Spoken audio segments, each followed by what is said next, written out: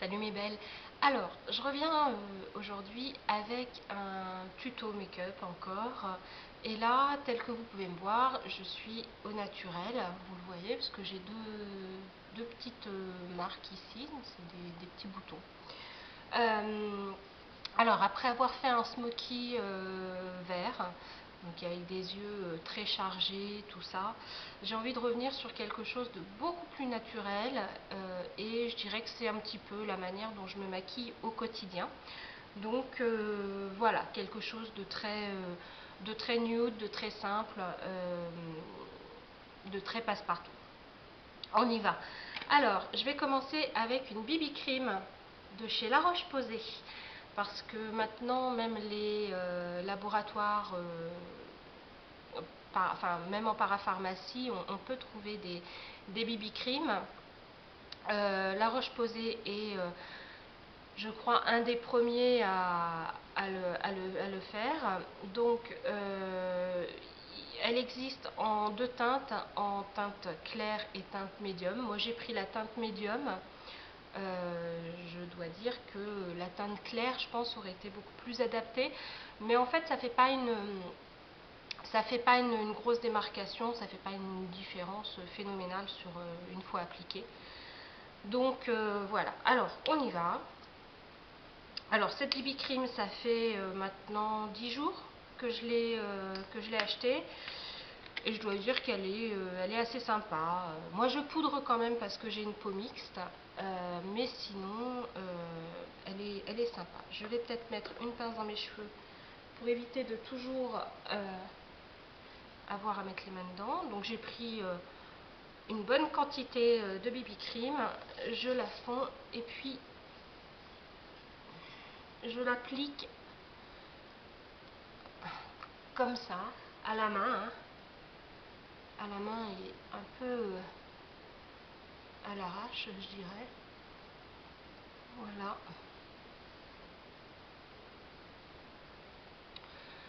Alors, des BB cream, bon, c'est la mode des BB cream depuis que Herborian a investi le marché français. Qu'est-ce que j'en pense de cette BB cream? Elle est bien. Elle est bien. Moi qui ai une peau mixte, sensible, réactive, déjà le fait que ce soit La Roche-Posay avec de l'eau thermale, je me dis que c'est rassurant. C'est vraiment un laboratoire spécialisé en dermatologie, donc voilà. Ça n'a pas une couvrance énorme, hein, comme vous pouvez le voir, à se demander si vraiment j'ai appliqué quelque chose sur ma peau, mais je trouve que on a quand même un teint un peu plus unifié. Et puis voilà. Alors, bon, comme j'ai quand même des marques, je vais les camoufler. Pour ça, je vais prendre mon stick bourgeois qui est anti-cerne et correcteur, 2 en 1, qui se présente comme ça. Donc on tourne et voilà. Je vous en avais parlé un petit peu dans ma vidéo précédente. Qui est en teinte beige clair, numéro 71. Donc j'ai pas des cernes très marquées, donc je vais juste appliquer, mais vraiment bien sous l'œil. Et puis, comme c'est un stick également correcteur, j'en mets sur mes petites imperfections. Voilà. Alors, maintenant, je vais étaler mon anti-cerne. Finalement, je travaille mieux avec la main droite quand même qu'avec la main gauche. Normal. Voilà, donc j'atténue mes petites rougeurs, je camoufle mes petits boutons, enfin mes dernières marques de boutons. Comme je vous le disais en début de vidéo, je poudre quand même parce que j'ai une peau mixte. Donc dans la journée, même si je mets une crème de jour spécifique pour mon type de peau. J'ai quand même la zone T qui a quand même tendance à très légèrement briller, donc je préfère poudrer. Et je vais poudrer alors avec une poudre Sephora, voilà, qui est une poudre matifiante compacte, et c'est la R30 beige rosé. Voilà. Alors, juste une petite astuce, si vous achetez du maquillage pour le teint chez Sephora, de la marque Sephora, que ce soit de la poudre ou du fond de teint, vous avez toujours des références R ou D. Toutes les R, ce sont des teintes rosées, tous les D, ce sont des teintes dorées. Voilà. Donc une fois que vous savez ça, une fois que vous savez un petit peu si votre carnation est plutôt dans le doré ou plutôt dans le rosé, je trouve que c'est quand même pas très compliqué de trouver un produit bien adapté à son type de peau. Donc pour appliquer ma poudre compacte matifiante, je prends un petit kabuki toujours de chez Sephora et je viens tapoter principalement ma zone T. Alors ce qui est marrant avec cette poudre compacte, c'est qu'elle a une très légère odeur.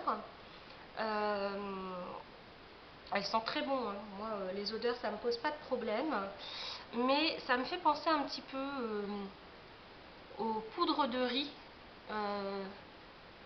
d'il y a presque 30 ans, quoi.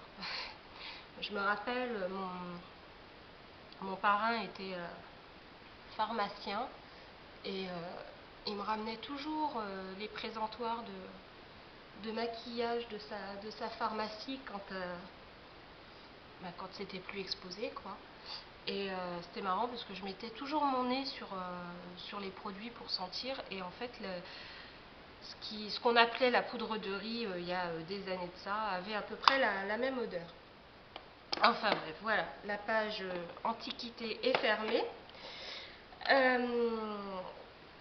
Donc après l'application de ma poudre, je passe aux yeux. Pour les yeux, quelque chose de très simple, très rapide. Alors, je nettoie un petit peu mon pinceau sur un mouchoir. Voilà, je prends donc un 217 de chez MAC. Je prends ma palette Naked One et là, je vais prendre le fard Naked, tout simplement. Alors, je l'applique, ce fard Naked, sur l'ensemble de ma paupière. Voilà, comme ça. C'est quelque chose de très discret. Mais voilà, soit je mets le Naked, si j'ai vraiment envie que ça se voit un tout petit peu plus, je mets le Buck. Voilà, qui est aussi un fard dans les tons brun, beige, enfin. Donc là,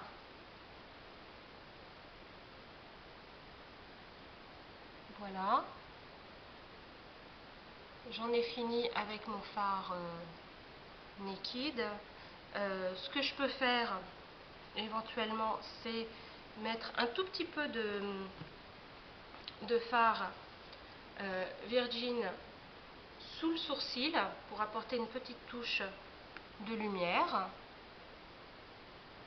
Voilà, mais vraiment quelque chose de très discret. Faut vraiment que ça reste ultra naturel, quoi. Donc voilà, j'essaye de bien le fondre un petit peu aussi avec le Naked qu'on a appliqué précédemment. Voici.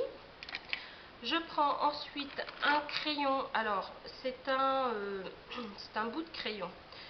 À l'origine il se présente comme ça, je vais vous le montrer en noir. C'est un crayon eyeliner de chez Dior. Crayon waterproof, donc avec un côté mine et puis un côté embout mousse. Voilà, donc là c'est mon crayon dans la teinte noire. Là c'est exactement le même, sauf que c'est dans la teinte marron.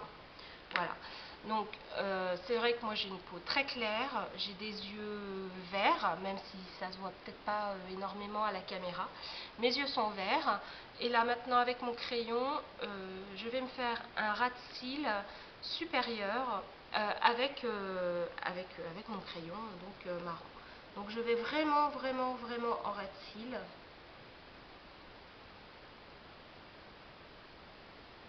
Jusqu'à la moitié de l'œil.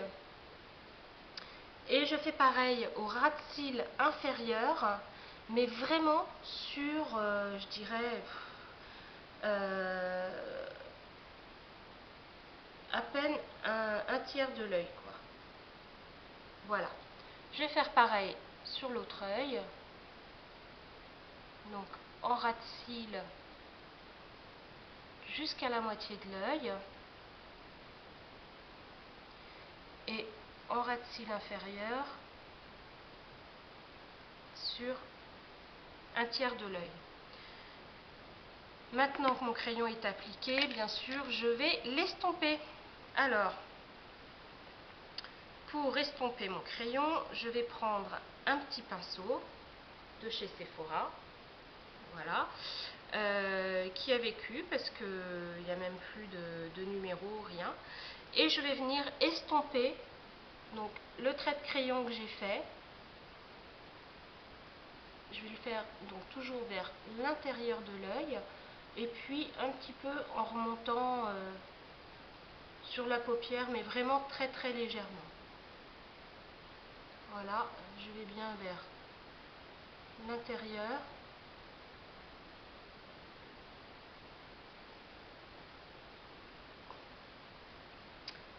Et pour mon ras de cils inférieur, c'est pareil. Je reste sur... alors, je l'ai appliqué sur, je dirais, un tiers, voire un quart de mon œil. Et je l'applique simplement jusqu'à la moitié. Je ne vais pas vraiment jusqu'au coin interne. Donc, là, voilà, j'étire bien mon crayon. Et je viens faire pareil de l'autre côté.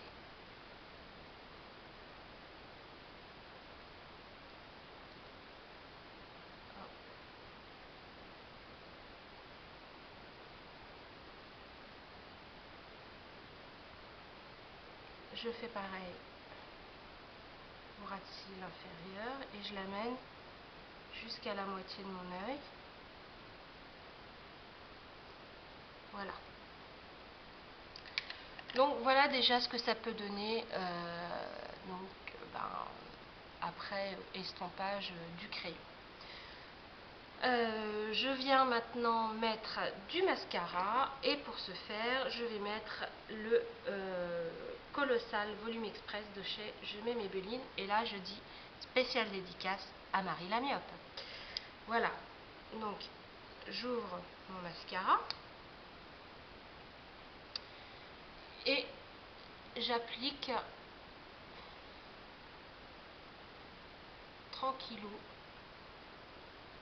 sur mes cils.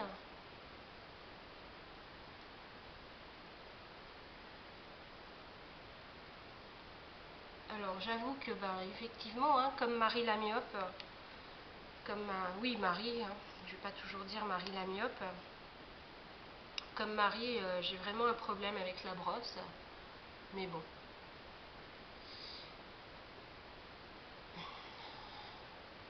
Des fois je tire un peu sur ma paupière comme ça, mais... Donc voilà.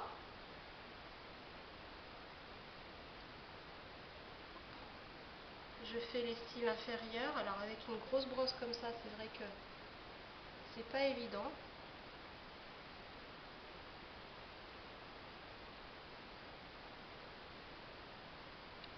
Voilà. Et puis maintenant je vais passer au blush. Pour le blush, je vais prendre un blush, je vais rester chez Je mets Maybelline et je vais prendre le Dream Touch, pardon, dans une teinte un petit peu pêche, abricot. Alors voilà. Et je vais l'appliquer au doigt puisque c'est un blush crème. Donc je l'applique au doigt, je prélève. Et puis, toujours la technique du sourire hein, pour bien... et voilà.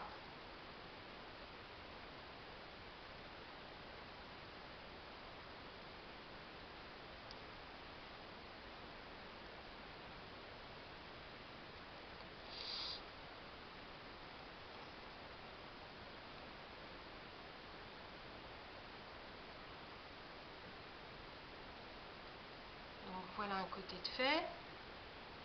On va faire pareil de l'autre. Parce qu'on a deux joues.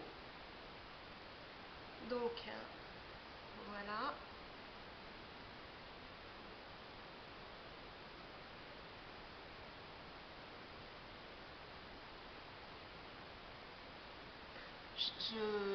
J'en remets juste un tout petit peu parce que bon, c'est un fond de teint qui, un blush pardon, qui est vraiment très très discret. Donc j'ai quand même envie que ça se voit un petit peu. Donc voilà, j'ai fini avec le blush. Et puis je pourrais très bien m'arrêter là. J'ai envie de mettre un tout petit peu d'enlumineur, toujours de chez Sephora. Sephora fait de très très bons produits. Voilà, donc c'est un enlumineur rose. Et puis voilà, pour celles qui ne le sauraient pas, Sephora a été racheté par LVMH. Donc bon, forcément, ça ne sort pas des usines de cosmétologie Dior ou quoi que ce soit. Mais bon, je pense que si la marque a intégré le groupe LVMH, je pense qu'elles doivent maintenant, je suppose, répondre à un cahier des charges quand même assez strict. Et autant il y a quelques années, je n'aurais pas acheté de produits de la marque Sephora, que à présent, depuis 2 ans à peu près, c'est vrai que je trouve que bon, personnellement ils font de bons produits. Donc mon enlumineur, je le prends je l'applique avec un pinceau à fond de teint de chez Yves Rocher, mais que je ne supporte pas pour appliquer le fond de teint.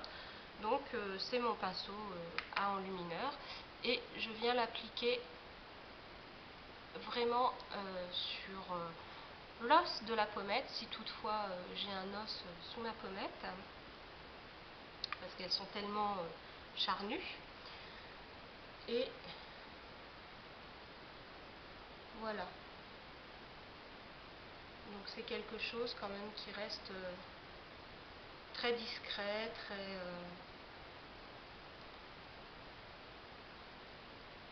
très nude. Et bien sûr, on va finir avec le rouge à lèvres. Et le rouge à lèvres, j'ai envie de vous dire que je ne sais pas trop ce que je vais mettre. Je vais mettre un rouge à lèvres Dior. Alors, je vais rester dans le nude. En fait, c'est un rouge à lèvres Dior qui s'appelle Beige Éternel. Voilà, alors je ne sais pas si il se fait encore. C'est un rouge à lèvres que j'ai depuis un petit moment maintenant. Voilà, qui est comme ça et qui est très joli. Alors je l'applique.